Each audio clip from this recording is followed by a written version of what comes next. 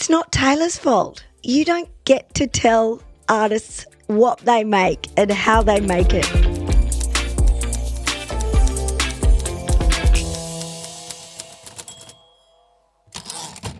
Well, hello and welcome to The Moment. Good to be back on this Tuesday. And if this is your first time trying the podcast, I come out around about 4 o'clock on Tuesdays, Wednesdays and Thursdays. Just quick bites of all the news that you need to be across, all the cultural critiques you need to hear.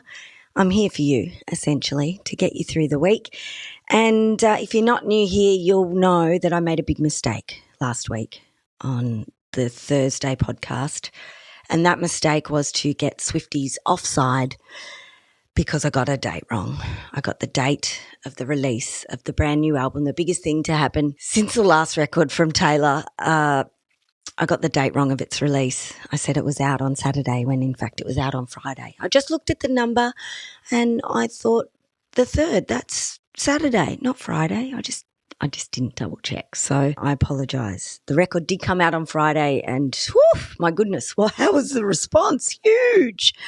I thought I'd better get into that because I think there's lots to be unpacked from the public reaction to this record at this stage in Taylor Swift's career, okay? I'm not necessarily going to give you my hot takes because there's so many of those. It's almost exhausting. And I'm also not as deeply into the fandom of Taylor Swift. I'm not as intimately attached nor knowledgeable of all of her records. So I don't feel like it's a space I can wade in necessarily. But I can let you know how other people have reacted. And these are my sort of overarching thoughts about how the world has responded to this record. A couple of facts before we do. I think this has been one of the most talked about records of all time. It's already sold more vinyl copies in the first week than any other record in the US. Pretty impressive. And it makes it the second largest sales week since 1991 when the American chart system began, or that type of chart system began. Adele's 25 was the only other record that has done better in the first week, but I feel like Taylor might actually get there with this by the end of the week. And what's interesting is mainstream media outlets have covered this to the nth degree. You couldn't look anywhere without seeing an opinion on Taylor Swift. And of course this has happened before, but I feel like it's not happened to the extent. And I put this down to the fact that mainstream media publications have historically treated pop music made by women as a little unserious and not worthy of coverage as, say, perhaps more critically acclaimed records might be. So it wasn't the place where you'd go to get discussions on a new release pop record necessarily, but that's a huge audience, which we've all seen by the stadium tours and the numbers that went to those gigs across the world. So they've realised it's time to cash in on that new audience, or at least grab them while we can. And I don't know, maybe it worked. Maybe this will bring a new audience to more mainstream publications. Look, who knows? The overriding feeling I got from a lot of the critiques and a lot of just fan responses on social media like TikTok mostly was that this album might not be one of her best, even with the amount of publicity and the huge response to it. People have suggested it doesn't do what it says on the packet. It's called The Life of a Showgirl, and there's beautiful glossy imagery of Taylor in showgirl burlesque style outfits, and the record really doesn't allude to that much at all. So there's that. People are talking about the lyrics, and I've found great joy in some of these. So, you're allowed to write a dodgy lyric every now and then. Sometimes, life's hard, life's busy, and this was written while she was on tour, and they were huge tours. And sometimes I think she should just slow down and rest and then go and write something, because she works very hard. I'm just jealous because I'm not that motivated.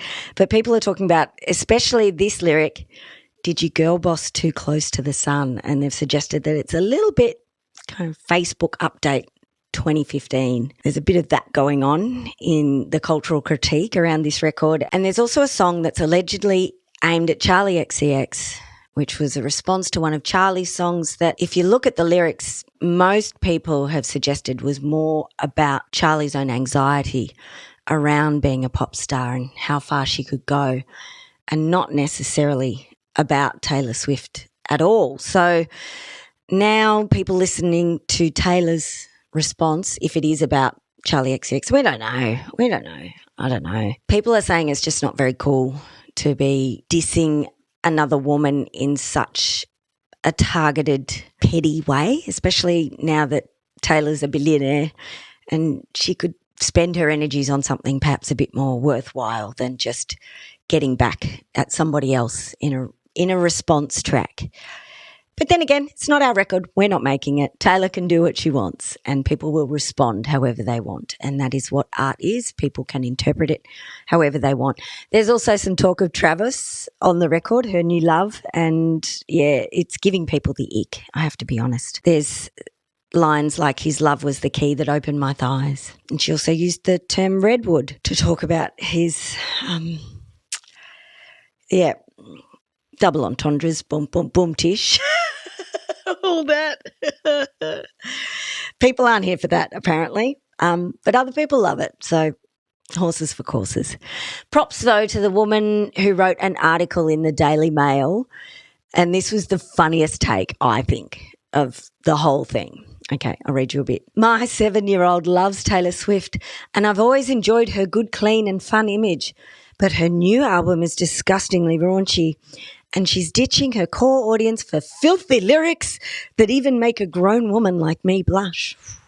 How in God's name, she continues, are lyrics like that suitable for little uns to listen to? Don't get me wrong, I'm no prude. I'm the queen of the dance floor and love nothing more than a night on the tiles, wearing something small and sparkly as I totter around to saucy songs. Heck, I've been known to turn a casual after-work drink into a night of 2 a.m. twirling, so I know the drill. And she continues, but the lyrics hit different when they're at a 7-year-old's Pokemon-themed birthday bash.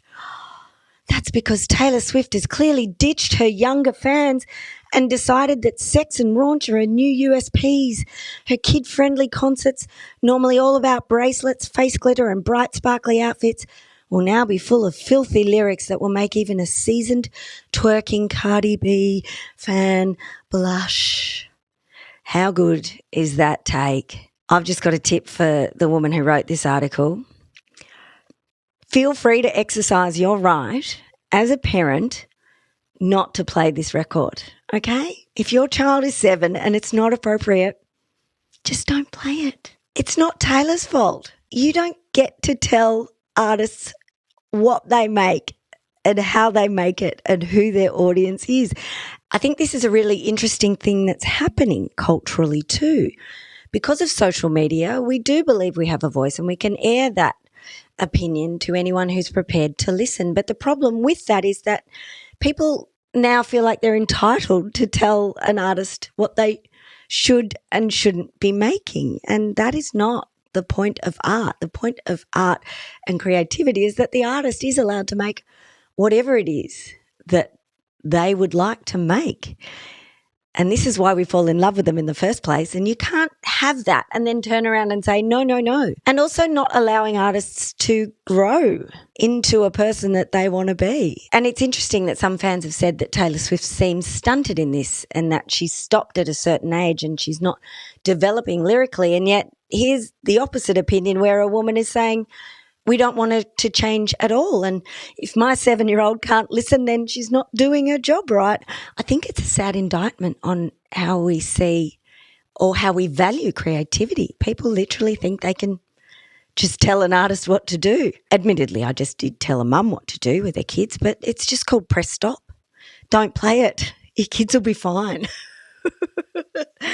And also, Taylor's not going to miss you if your 7-year-old can't listen to this record. Let's remember I was singing George Michael's I Want Your Sex in primary school, so I didn't really know what it meant. I didn't really care. It wasn't even about that.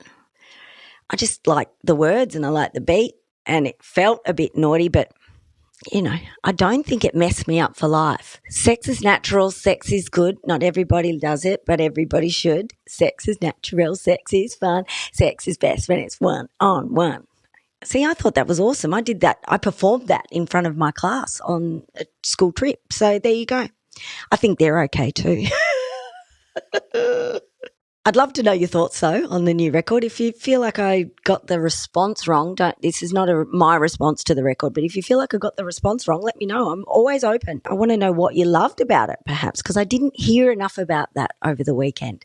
But that could also be because of the nature of the news cycle. Criticism and negative reactions work better in terms of clicks than something that is positive. All very interesting. I'd love to know your thoughts. Up next, though, someone else who is no stranger to controversy in her life and her career. That is comedy icon, talk show host, incredible woman all round, Rosie O'Donnell. She's won Emmys, she's won Tonys, she's won the hearts of millions in the US as a talk show host, as an actor, as a comedian. Rosie O'Donnell is who I'm talking about. She is an icon. She is a legend. And I was super lucky to nab just a little bit of her time as she was backstage at the Sydney Opera House preparing for her 2 shows, which are happening on Thursday in Sydney. And she's also got a show in Melbourne on October the 19th. And while we're used to seeing Rosie as the sort of confident, forthright talk show host, comedian, performer, and also someone who's not afraid to share her opinions, even to the extent of getting up the nose of the likes of Donald Trump, who pretty much made her recently public enemy number 1, to the point where Rosie actually moved recently to Ireland, where her family is originally from. And I think you'll be surprised that there is a much more sensitive side to Rosie. There is a very different side to the one that she has shown publicly for most of her life. And it's one that is informed, I think, from childhood trauma. And then that has gone to inform the person that she became and gives you an insight into why that means she's forever obligated to herself and to the broader community to stand up and say what she thinks is right, regardless of the consequences. Here's Rosie. Thank you. No, you're welcome. You're welcome. Oh, well, I'm so honoured, and it's such a pleasure to meet you. You're an icon, Rosie, and thank you. It's wonderful that you're in Australia for the very, very first time. How are you feeling? I saw on TikTok that you were just literally travelling only 10 or so hours ago. You okay? Yeah, exactly. I arrived on Saturday night.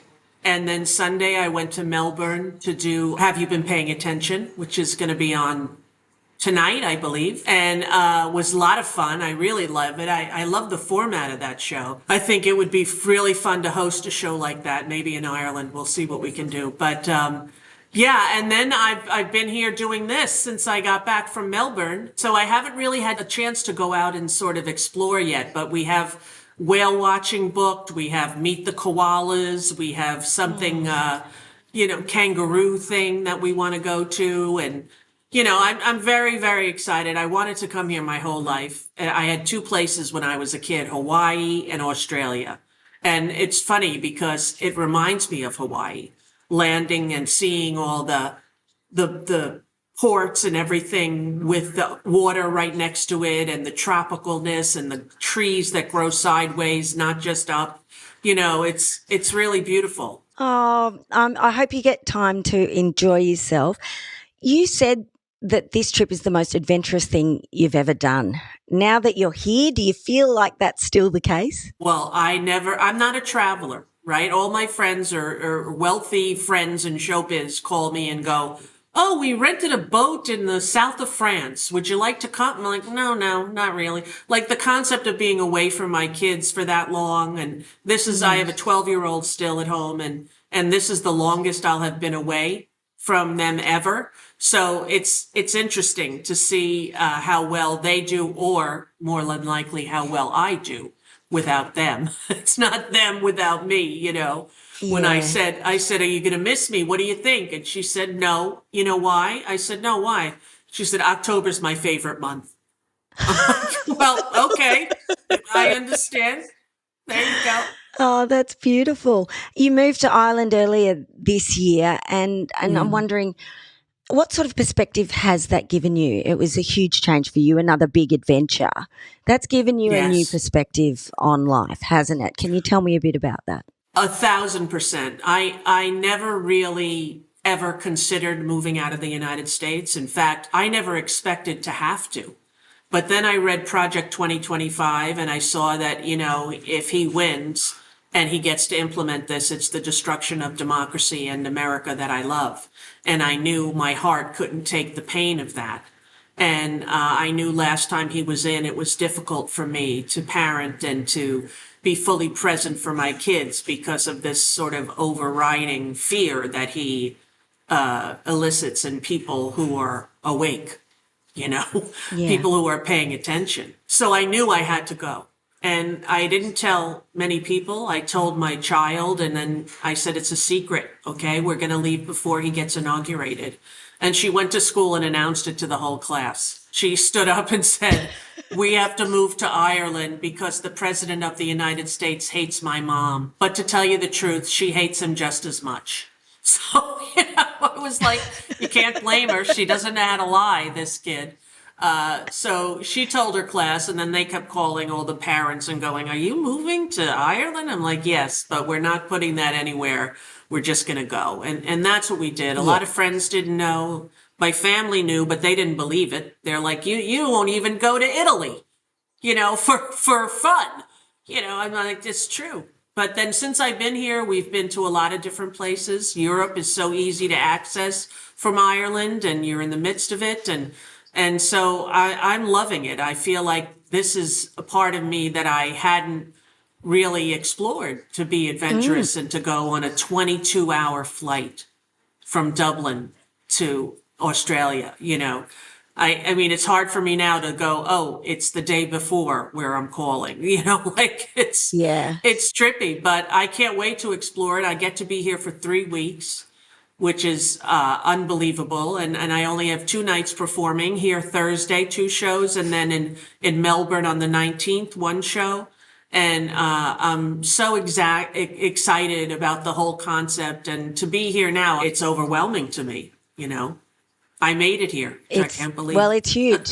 It's huge. You're playing the number 1 venue in the country, but I think the Opera House represents too a moment in Australia's history where we had the optimism for the future and we built really exciting things, but there was a lot of pushback back then, and now it's one of our greatest buildings. It's just wonderful. Rosie, you said you feel things really deeply. I've often wondered how you cope, because as an outsider you seem incredibly strong and you seem to be able to do whatever you set your mind to, and yet you're targeted by one of the most powerful individuals on earth on a regular basis. How do you do that when you do feel things so deeply? What gets you through? Well, I have a spiritual life where I believe in God and in, God's hands and things. And I have to leave it up to that. I am not omnipotent. I am not so powerful, but I've always felt things very strongly, especially in the public sphere. When I was a little girl and Saigon was falling, my mother was dying. And we were watching the people trying to be evacuated out of that war zone that we had participated in for so long, and seeing just untold horrors. And I would cry and cry. And my father would say, that's it, you're not watching TV anymore. Go to your room. That was the answer. But now I know that I'm a HSP, highly sensitive person, also known as an empath, or, Me the too. therapist. Yes, the therapists have different names for us, but, feels like I remember as a kid when something would happen to somebody in my school, my older brothers would say, what do you care? It's not happening to you. But it doesn't have to happen to me for me to feel it. Yeah. It doesn't have to. That sort of understanding the human condition and how everyone is related to each other, and how we owe each other decency and patience and common knowledge, and I get through it by having faith and also knowing that, the moral arc of the universe is long, but it bends towards justice, as Martin Luther King said, right? It bends towards justice. And there have been horrible periods in the world, and with horribly corrupt government officials, as we have now in the United States, and trying to save our nation from fascism is a very worthy cause. And if you're going to have access to a microphone, you have a responsibility to use it. And that's really what I feel. So I'm strong in some ways, but I'm also very, very defeated by the pain that exists in the world, by seeing another skeletal, starving 3-year-old in Gaza and watching every country in the world, their citizens stand up and riot and say, no, we don't want this. And the country's not doing anything. Even with the flotilla, they had ships that went to protect them, and then all of a sudden the ships were called off. I'd like to know why. I'd like to know what that conversation was, that you would say, we will support this. This is what our people want. And then you back off at the last minute and leave them to be kidnapped and then tortured, which is the news that's coming out of Israel right now with Greta Thunberg and the rest of them. And it's unbelievable to me. I can't let myself think about it too much, but it's never far from my mind. Yeah, yeah. You're calling your stage show your origin story. Common Knowledge is what it's called. And part of that origin story is the fact that you lost your mum at a very early age. And I've been thinking a lot about this lately myself. How much did your childhood experiences impact the person you've become? Or is that something you're only starting to understand now through doing this show? I tried to do this show 10 years ago about my mother's death and the effect it had on my life and who I am as a person, and I couldn't do it. I would get, I wrote it and then I did it one night on a stage and thought, I can't do this again. It was too painful. It was too hard for me to tell the story of my mother's death without crying. It was too hard to tell the story of the last time I saw her before she died. Even when we were doing this show and I wrote that last scene about the last time I saw my mother, I couldn't memorize it.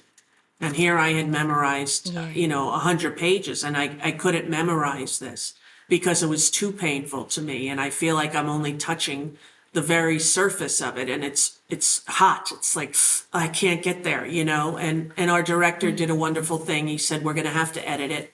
I don't want to because it's beautiful, but as far as the show goes, you can't end the show with you crying or not able to get the words out, And so we edited it down to something that is still poignant and powerful to me, but not debilitating. But I would say, my mother's death, the difficulties in our childhood home defined who I am. It gave me my morals and my values and what I thought was okay and what I knew wasn't. And I've sort of stayed true to those beliefs since I was a little kid, and it all manifested into who I am today. So, when my mother died, I was the oldest girl. I had to be tough and strong and, in order to get through that. But at night, I would cry alone in my bed. At night, I would try to wish my mother back to life. I was still a child with magical thinking, Yeah. and I wanted her to come back. And then there was a long period of time where I thought she had been kidnapped, like Patty Hearst from the SLA. And I didn't know why they would kidnap my mother. She wasn't an heiress, but in my mind, I made it work that she didn't want to leave. Somebody took her, and I would see her again soon. And then sometimes when I was a kid in school, junior high or high school, playing basketball, I would look in the audience and think, she's probably in here watching, and I would think I saw her and turn, it wouldn't be her. And, needless to say, when I got my license at 16 or 17, I went to her grave for the first time. And that's sort of when it became real. That was a tough realization. Until I went to college, I never told anyone she died because everyone in my world knew. Like in my school, she was the president of the PTA, and at my church, everyone knew. So I wasn't really interacting with strangers who didn't know. And freshman year of college, my roommate said to me, how come you never talk about your mother? And I thought, well, here it is. What do I do? Normally, I would say, oh, if the phone call came and they said, is your mother home? I'd say, oh, she's in the shower or she's at work, because I couldn't say the words. And so here was my chance. And I remember saying to her, my mother died when I was 10. and seeing the response that, she started to cry and she's like, I'm so sorry. I'm like, it's okay. I've had a long time to think about it. And, I was now 18 in college, right? But it was still hard to get it out, Yeah. You're honouring her through this show, I feel. Without a doubt. It's about my mother. People say, oh, this is about your kid with autism. And it's partly about my kid with autism that, she's had a profound effect on my life and world. But it's mostly about my mom. Yeah, and it will be obviously, well, your body is telling you too when it was too difficult to do, but it's not as Yes. difficult. It's not as difficult now that you've changed it a little. But do you also feel like the whole process has helped you Yes. work through it a lot more, or maybe more so Yes. than you would had you not done this? Well, it's interesting because my family, my siblings, I'm the middle of 5 siblings. We don't really talk about her death too much. It was never really brought up again. And through this, I sent it to my brothers and 2 of my brothers. One we don't talk to, but 2 of my brothers, and they said, There's always one, Rosie. It's fine. I know there's always one. And my brothers both came back with their recollections. My little brother Timmy said to me, I was 6, not 5. I was like, oh, okay. And my older brother said, we were never in Belfast, we were in Donegal. And so I was able to make changes and honor their truths as well. But when you share the real estate, especially of a tragedy, it's very hard to know whose truth gets seen as real and whose doesn't. And the need to invalidate one of your siblings' realities is really foolhardy because they have their own truth that they made up to survive, that they, had to categorize their behavior in certain ways. And I think it's helped my relationship with both of them. Yeah. We all do what we need to do to survive, but at some point you've got to face it, don't you? You have no choice. You have no choice. And I put it off for a long time when I was a kid because, kids have magical thinking and kids have a way to not feel the pain so much, Yeah. It's been an absolute privilege to talk to you. Wonderful, wonderful. There's a lot of comedy in this show, though, isn't there? Yes, it is funny. I promise it's funny. Is it easy to find the comedy amongst the darkness, or do you think the comedy actually helps with the darkness? I think the comedy helps with the darkness, but the show opens with me talking about the day we were told my mother died. And in the middle of that little introduction, I say, now, wait a second. How many of you are thinking you bought the wrong ticket? Isn't this supposed to be a comedy show? Not Angela's Ashes. And then I do some comedy. So I go, don't worry, there will be jokes. I just had to set it off with the origin story of my mother's death, and you got through it, so congratulations, Well, what do you find funny at this point in history? There's so much bleakness around us and so much that we don't understand and reasons why things are happening. What gives you joy? Is it the painting that you do, which I love? Yes. Is it creativity? Yes, it's being creative constantly and, turning your pain into passion and power and turning your thoughts towards the lighter things, not only the most depressing, sad, horrible truths of humanity, but, look at a baby. I see a baby and those endorphins, they go, boy, oh boy. I've had to finally not renew my home study, which allows you to adopt children, because I'm 63 and I'm afraid of that phone call. What, by the way, at 50, I got a phone call and I said yes. At 63, I think it would be crazy making. I go to sleep at 10, I wake up at 6 a.m. I'm wide awake. I don't know. It's a whole different life. And I plan on enjoying being a grandmother. My son is expecting his first baby right around my birthday. And that's the greatest gift that I could ever see, to get to see my boy Blakey, who's married and has a wonderful wife, become a dad. Oh, that's beautiful. Thank you, Rosie. Thank you so much. It was wonderful. Have a gorgeous time here in Australia. I will. I totally will. Thank you.